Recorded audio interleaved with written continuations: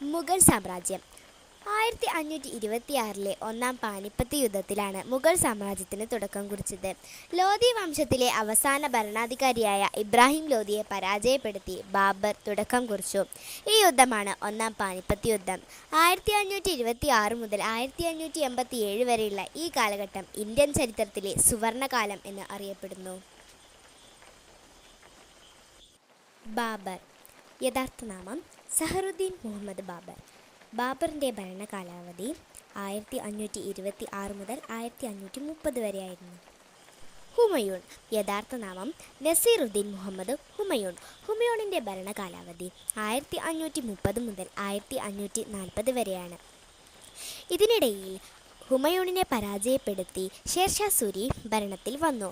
ശേഷം ഷേർഷാ സൂരിയെ പരാജയപ്പെടുത്തി ഹുമയൂൺ ഭരണം സ്ഥാപിച്ചു. അക്ബർ. യഥാർത്ഥ നാമം അബ്ദുൾ ഫലത് ജലാൽ ഉദ്ദീൻ മുഹമ്മദ് അക്ബർ.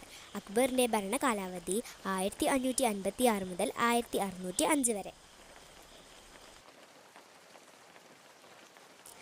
ജഹാംഗീർ. യഥാർത്ഥ നാമം നൂറുദ്ദീൻ മുഹമ്മദ് സലീം ജഹാംഗീർ. ജഹാംഗീറിൻ്റെ ഭരണകാലാവധി 1605 മുതൽ 1627 വരെ. ഷാജഹാൻ. യഥാർത്ഥ നാമം ഷിഹാബുദ്ദീൻ മുഹമ്മദ് ഷാജഹാൻ. ഷാജഹാൻ്റെ ഭരണകാലാവധി 1628 മുതൽ 1658 വരെ.